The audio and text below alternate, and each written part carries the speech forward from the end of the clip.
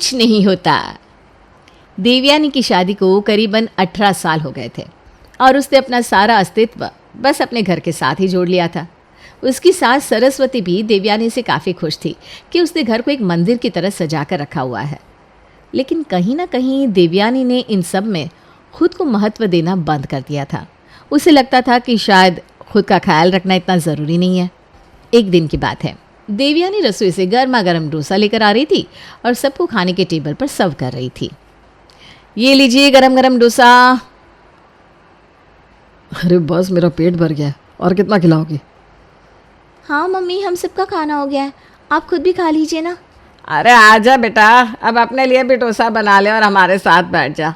जी आ रही हूँ मैं, आप लोग खाइए ना। देवयानी कुछ देर बाद आती है और हाथ में एक प्लेट लेकर आती है जिसमें डोसा नहीं, लेकिन अगले दिन की बची हुई सब्जी और रोटी थी। ये क्या खा रही हो तुम? अरे ये तो कल की बची हुई सब्जी है ना, और रोटी भी। मम्मी आपको कितनी बार कहा है कि फ्रेश खाना खाया करो, ऐसे कितने दिनों तक का बचा हुआ खाना मत खाया करो। आपको पोषण कहाँ से मिलेगा इन सब में से? कितनी बार मना किया है ऐसा करने से, लेकिन तुम्हारे दिमाग में कोई बात आती ही नहीं है। छोड़ो। अरे कुछ नहीं होता, मैं सालों से खा रही हूँ ना, कुछ नहीं होता। आप सबको तो बस खामखा बात करने की और टोकने की आदत सी पड़ गई है। अरे बहू, लेकिन तुम हम सबको गरम गरम खाना परोसती हो और खुद जब देखो पुराना बासी खाना लेकर बैठ जाती हो। माँ जी, खाना बच जाता है तो मैं वेस्ट भी तो नहीं कर सकती ना। पर अब चिंता मत कीजिए, इससे कुछ नहीं होगा। चलो, आप सबने खाना खा लिया ना? हाँ आप बैठो, हम सब बर्तन उठा लेते हैं। ये शायद हर घर की महिला की कहानी होगी कि सबको ताज़ा और गरम गरम खाना खिलाने के बाद वो खुद बचा हुआ बासी खाना खाने लगती है, क्योंकि उन्हें लगता है कि इससे क्या ही हो जाएगा। हमारी देवयानी का भी कुछ यही हाल था। अरे पता है आजकल नई बीमारी फैल रही है, सारे अखबार में और टीवी में दिखा रहे हैं कि आसपास सफाई रखनी चाहिए। हमारे घर का फ्रिज भी ना साफ़ रखना चाहिए जिससे खाना बिल्कुल भी ख़राब ना हो। हाँ, मैंने तो आज सुबह ही पूरी की पूरी फ्रिज साफ़ कर दी। इस बीमारी का एक ही इलाज है, सफाई। अच्छा, मैं भी ना जाकर अपना फ्रिज साफ़ कर देती हूँ। हाँ सही है, अब घर में बच्चे हैं, बुज़ुर्ग हैं, तो सावधानी तो रखनी चाहिए ना। हाँ बिल्कुल सही कह रही हो तुम, घर में सावधानी तो रखनी चाहिए, उन्हें कोई तकलीफ़ नहीं होनी चाहिए। ऊपर से बच्चों के एग्ज़ाम भी आ रहे हैं, उनका ख्याल रखना बहुत ज़रूरी है। इस बीमारी के बारे में सुनने के बाद देवयानी घर आती ही फ्रिज को साफ़ करने में लग जाती है। अरे अब सारा सामान निकालूंगी तो कहीं बाहर ख़राब ना हो जाए। ऐसा करती हूँ, फ्रिज बंद नहीं करती, ऐसे ही साफ़ कर लेती हूँ फ्रिज, यही सही रहेगा। पानी की बाल्टी, साबुन और कपड़ा ले आती हूँ। देवयानी बिना फ्रिज को बंद किए फ्रिज को गीले कपड़े और पानी से साफ़ करने लगती है। कुछ देर बाद उसका बेटा अक्षत जब ये देखता है तो उस पर चिल्लाता है। अरे मम्मा आप ये क्या कर रही हो? अरे देख नहीं रहा है, फ्रिज साफ़ कर रही हूँ। तुझे पता है आजकल कितनी बीमारियाँ फैल गई है, इसलिए फ्रिज को साफ़ रखना, उसके पीछे का पानी निकालना बहुत ज़रूरी है। हाँ वो बात आपकी सही है, लेकिन फ्रिज का स्विच तो बंद कर लो मम्मी। गीले कपड़े से साबुन से इस तरह साफ कर रही हो, अगर आपको करंट लग गया तो? अरे तू इतना डरपोक किस पर गया है? कुछ नहीं होता ऐसा। मैं तो कितनी बार फ्रिज ऐसे ही साफ़ करती हूँ, आज तक कभी ऐसा हुआ है क्या? मम्मी करंट आपसे पूछकर थोड़ी ना आता है, ये बहुत रिस्की काम है। आपको साफ ही करना है तो पहले फ्रिज का स्विच ऑफ कर लो, बाद में साफ कर लो। अरे ऐसे पूरा सामान खराब हो जाएगा बेटा। आप ये चटनी खराब ना हो इसलिए अपनी जान देने पर लगी हो क्या मम्मी? आप भी। मैं करता हूँ फ्रिज बंद। अरे कुछ नहीं होता, बस ये हो ही गया है, कितनी देर से साफ़ कर रही हूँ। तो आ गया चिल्लाने लगा, अब तक तो हो भी गया होता। मम्मी प्लीज आगे से कुछ भी ऐसा करने से पहले स्विच को बंद कर लिया करो, आपको पता नहीं कभी भी करंट लग सकता है। अरे हाँ समझ गई मैं। देवयानी को चाहे कुछ भी समझा लो, लेकिन वो कहाँ मानने वाली थी आखिर। उसे तो लगता था कि वो सुपर वुमन है, उसे कभी कुछ हो ही नहीं सकता। ये देख प्रिया, ये तेरे लिए टॉप कैसा है? माँ ये तो बहुत अच्छा है। और अक्षय तेरे लिए तेरी पसंद की टी शर्ट। अरे माँ सच में? आपको ये कहाँ से मिली? इसका स्टॉक तो कब का खत्म हो गया था। माँ जी आपके लिए ये शॉल देखिए, कैसी लगी आपको? अरे ये शॉल तो बहुत गर्म और अच्छी भी है, कहाँ से मिली तुझे? आज तो तू सुबह से कहीं गई हुई थी ना? कहाँ गई थी तुम जो इतना सब सामान लेकर आई हो? अरे कहीं नहीं, आज मैं वो शास्त्री नगर वाली मार्केट गई थी। क्या? कहाँ गई थी? शास्त्री नगर वाली मार्केट? तुम पागल हो गई हो क्या? अरे क्या हुआ, मार्केट ही तो गई थी, इसमें इतना क्यों चिल्ला रहा है बहू पे? माँ आपको पता नहीं, उस मार्केट को पुलिस ने बंद कर दिया है कब का। वहाँ चोरी का सामान बिकता है, कभी भी पुलिस की रेड पड़ जाती है। पुलिस वहाँ के लोगों पर लाठी चार्ज करती थी।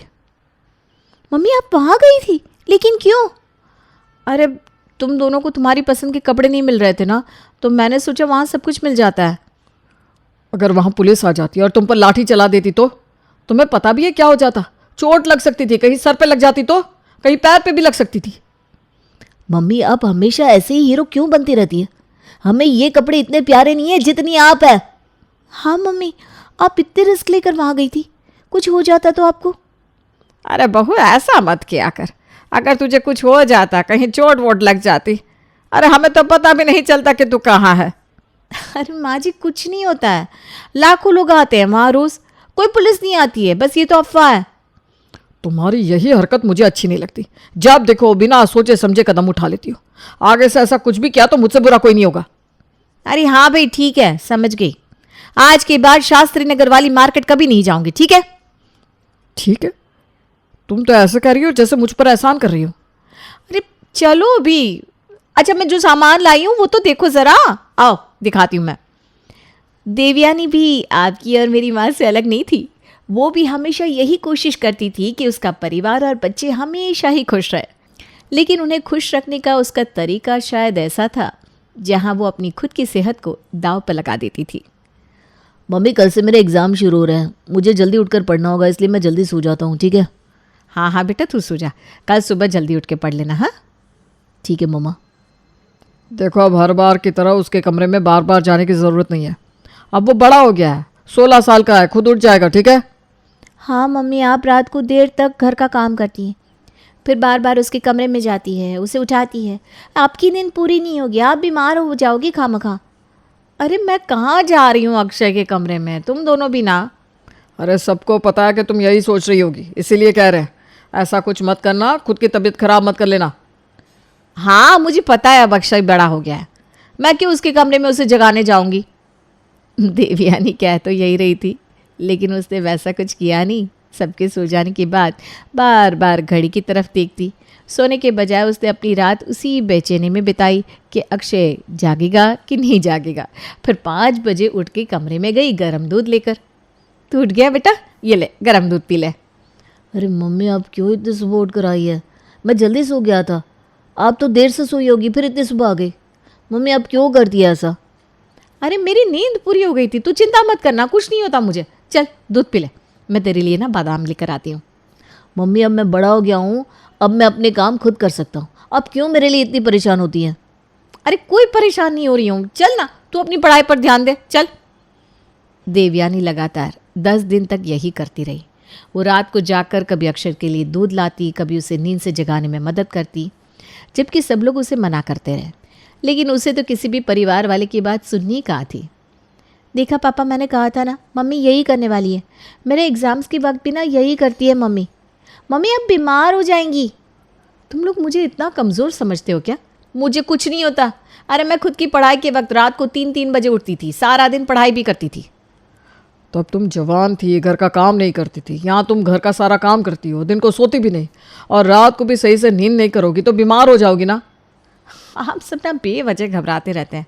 मैं सालों से ये काम करती आ रही हूँ, कुछ नहीं हुआ है मुझे। हम बस इतना कह रहे हैं कि खुद रिस्क लेकर कोई भी काम मत किया करो प्लीज़। हाँ मम्मी पापा ठीक कह रहे हैं। आप जब देखो कोई भी बासी चीज़, कितने दिनों की रखी हुई चीज़ खा लेते हो। स्विच बंद किए बिना इलेक्ट्रिक गैजेट्स के साथ काम करती हो, अकेले कहीं भी चले जाते हो। इतना सब रिस्क लेने की क्या ज़रूरत है मम्मी?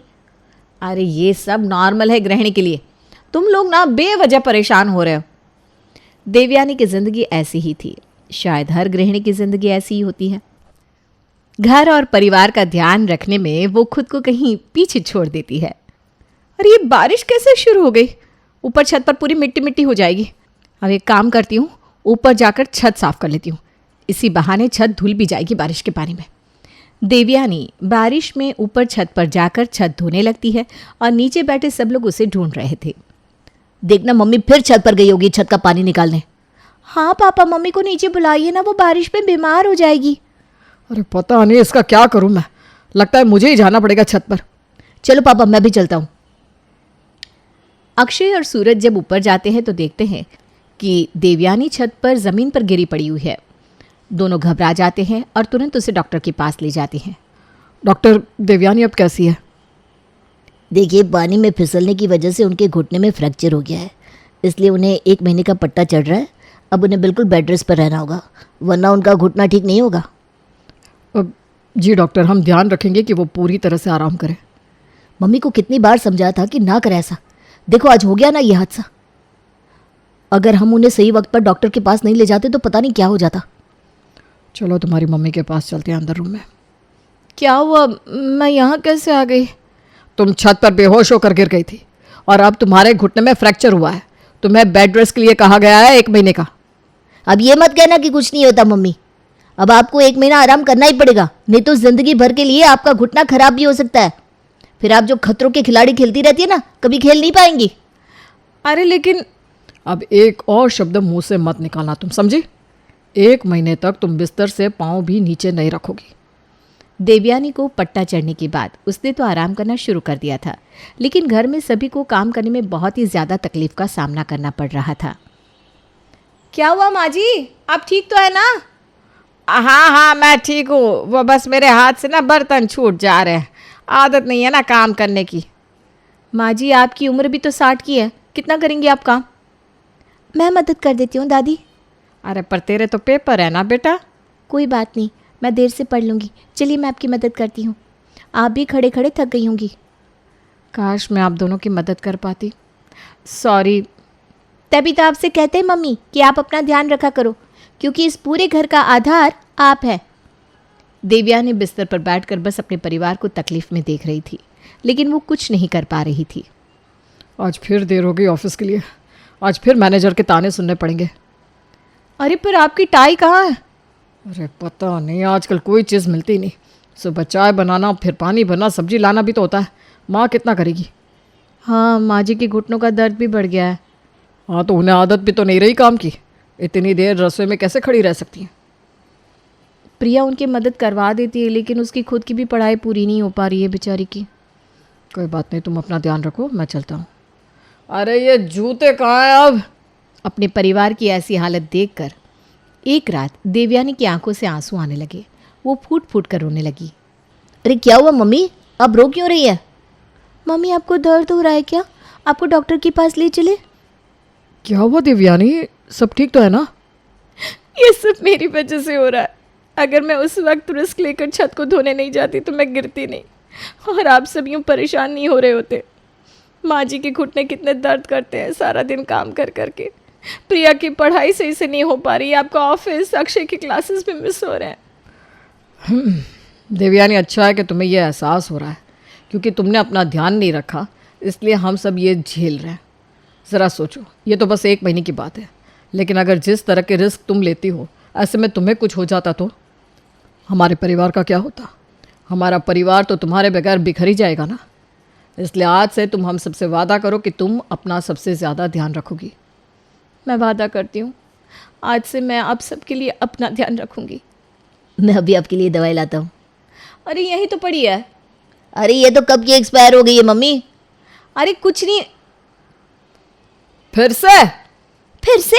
फिर से? Sorry sorry.